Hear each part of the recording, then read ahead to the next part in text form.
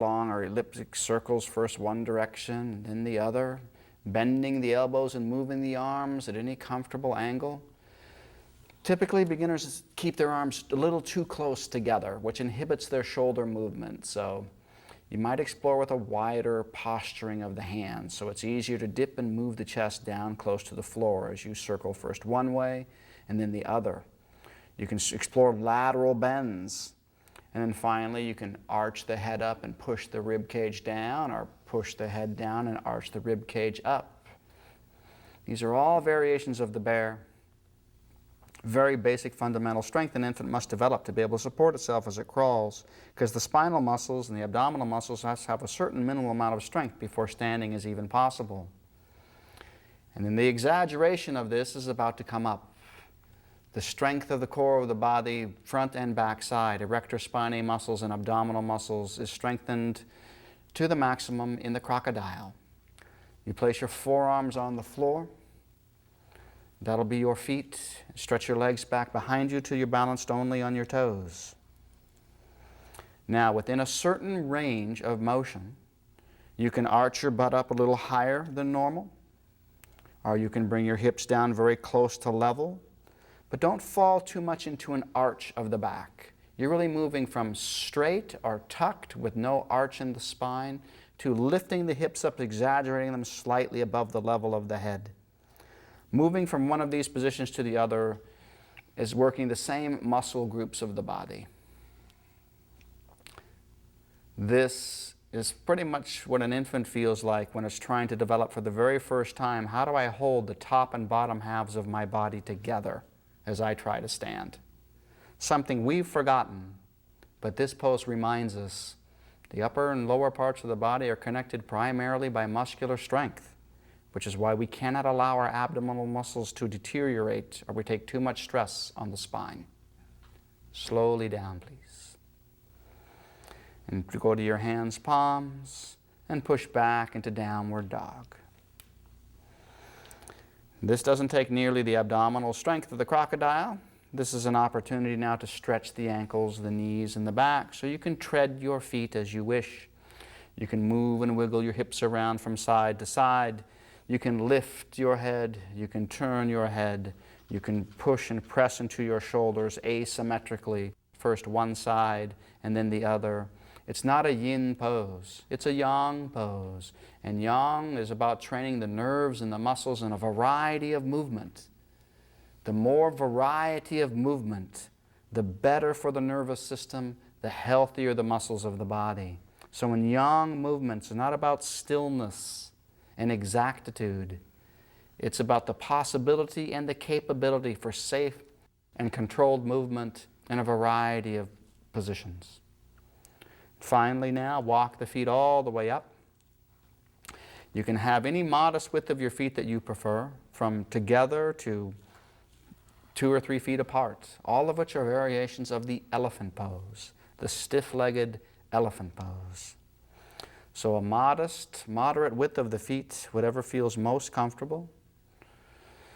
The biggest variations here are, do you rock the weight back onto your heels, stretching up into the attachments of the leg muscles more by the buttocks into the bone of the ischium? Or do you rock the weight forward onto the balls of the feet, stretching the lower attachments of the hamstrings and the calves?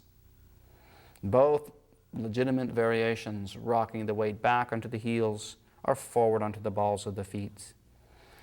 And you needn't lock your legs out completely and solidly, certainly not for the entire time that you're in the pose. We're not trying to exercise their joints to their full range anymore. We're trying to move the blood and the chi, developing the strength of the legs. So a complete extension of the legs and the joints is not necessary. Slight movements of the pelvis and the spine is certainly legitimate.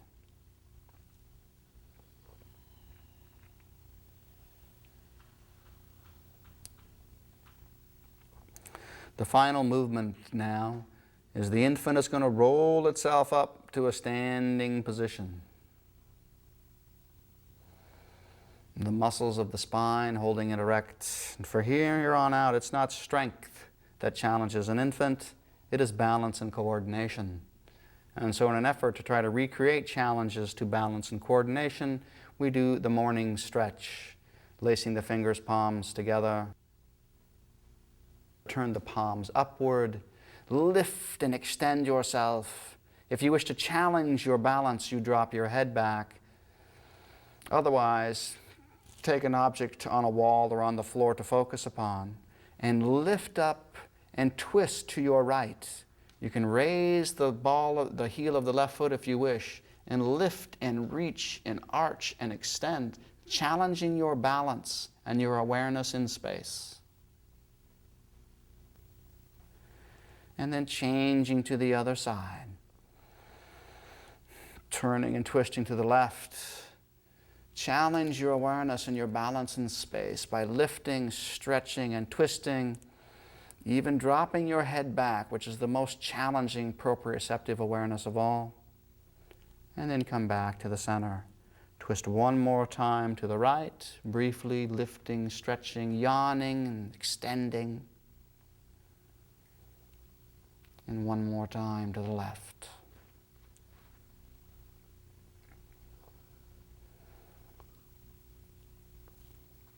And then at the end, we come back to center and gently lower the hands and close your eyes. And for just a moment, feel your body swaying. Your eyes are closed. Feel how much is going on inside. You can feel your pulse in many places of your body. You can feel it in your head, in your eyes, in your mouth, in your fingers, in your palms. You can even feel it in your legs, your belly. The body is pulsing and swaying all the time. But we have to be still, physically and mentally, to feel what a miracle of coordination it is that we can stand with all this stuff that we need to coordinate. And then finally, in gratitude, bring our hands, palms together, near your heart.